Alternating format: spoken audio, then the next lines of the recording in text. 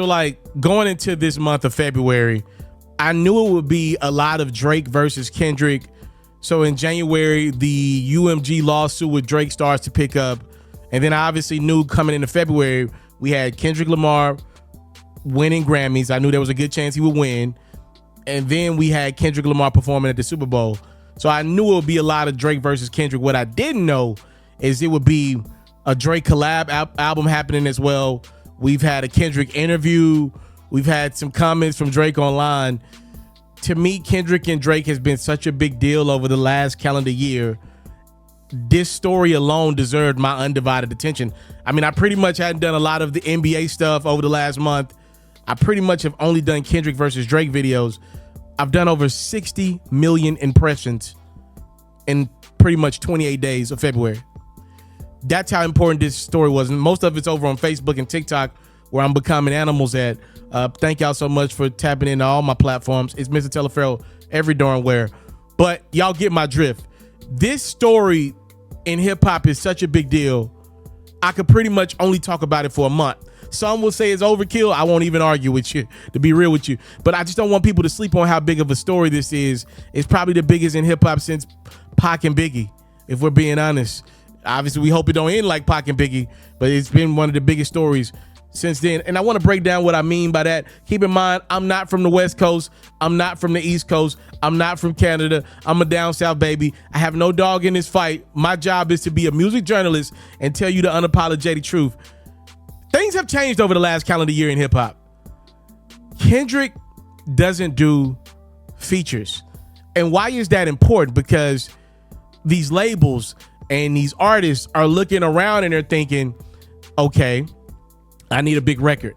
I need to call somebody who's the hottest artist in the world right now. And usually that artist has a number. Well, Kendrick Lamar is one of these guys that believes in what he believes in, and you just can't call Kendrick for a record. If he's not in music mode, he's not in music mode. If he's not feeling your vibe, he's not feeling your vibe. So artists are scrambling around, labels are scrambling around like, yo, who's the artist that we hear the most? Well, it's the dude that's got a #1 album. That's who's on the radio the most.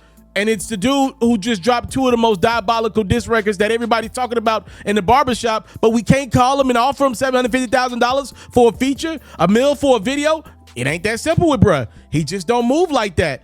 So he's throwing off the culture of hip hop as is. He ain't doing radio shows. He's doing his own stadium tours on his own grounds.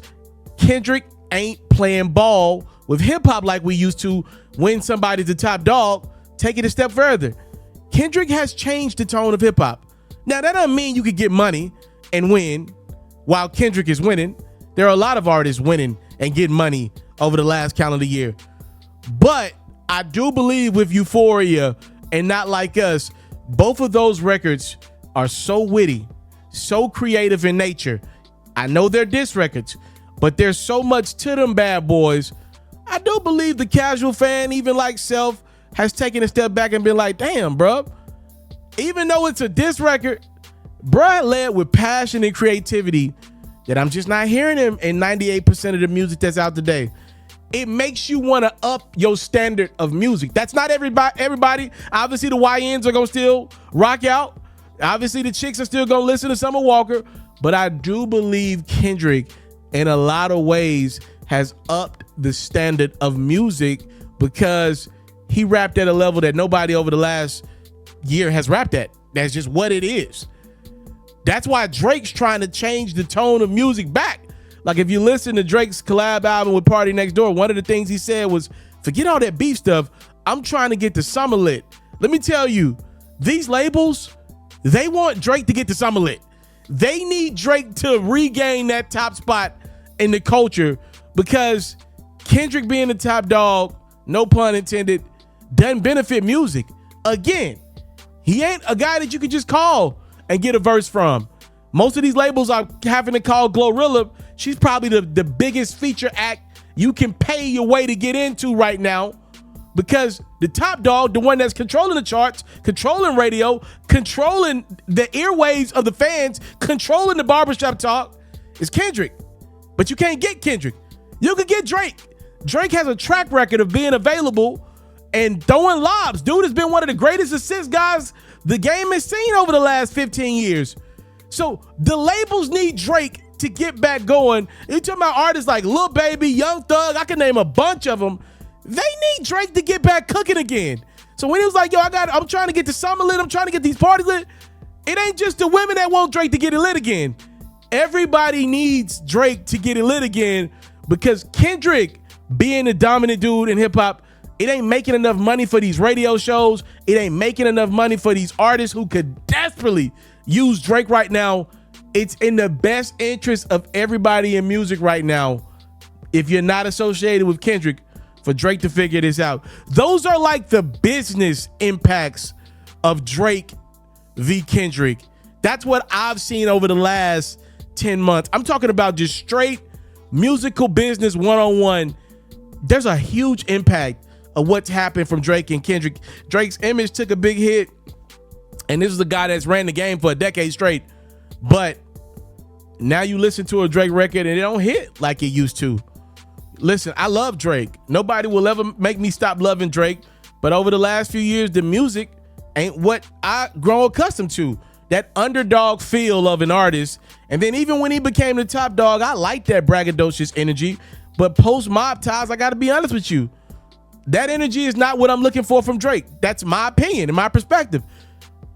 I don't love that energy from Drake. It's almost like I'm going to do something to you. I really believe this dude is a guy that wears his emotions on the sleeve and one of the hardest workers we've ever seen in music.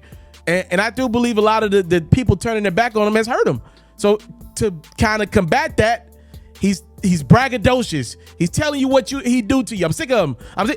It's just not what I want from the boy. All the music, even when we talk about the women, there's no more vulnerable Drake. It's like, yo, I don't know when I'm gonna be able to fall in love because I can't trust these women. I mean, they just want me. They waiting on me to make. It's like speaking from a place of up above everybody, even the women that he's dated. That wasn't the Drake that I fell in love with musically. Like, the best example I have of Drake not being the same dude musically that he used to be is he's not making better music than Kendrick. Go look at the charts. Like, I'm talking about the thing that Drake used to be the greatest at doing was hit records. But look around. Drake ain't got a record as good as Luther. He ain't got a record as good as 30 for 30. I'd argue that he don't got a record as good as Squabble Up over the last couple years. And you don't even want me to have a conversation about Not Like Us and Euphoria and how dominant those records have been as diss records. Like, think about it. Kendrick has had great success with SZA. Drake got a SZA feature over the last couple years. Remember, it was Slime You Out. SZA did a thing. She was just as good on Drake's records as she was with Kendrick's new records, Luther and 30 for 30. But let's call a spade a spade. Drake didn't perform on those records like we're accustomed to. That's how I know he's not making the music that he's. Slime You Out usually is a Drake hit. It went #1 and that thing fell apart and we never heard it again. And it's because Drake didn't perform. That's not the Drake that I'm used to. The Drake I know produces on records like that. Let me know your thoughts. Long video, but I hope it was informative. That's how I kind of see the game right now. Who am I? I'm Pharaoh, actually, damn it. And, it's a story that I've covered extensively. I think about this stuff way too freaking much. Way too freaking much. Yeah. Time, love, and support. Tap in with my sponsor, Underdog, if you're enjoying the great quality content. Promo code is Pharaoh. All right? I'm out. If you love flexing your sports knowledge, you should head over to the best place to play fantasy sports and win some money while you're at it. That's Underdog. For me, I love the pick'em game. It's super simple to play too. All you got to do is go to the Underdog website or app. You got to pick whether a player will have a higher or lower stat line for that specific game. You get your picks right, and you can win up to 1,000 times your money. And when you sign up, if you use your boy's promo code, which is Pharaoh, your deposit will get matched up to $1,000 is available to you in bonus cash. You can't beat that. Tap in with Underdog. My promo code is Pharaoh.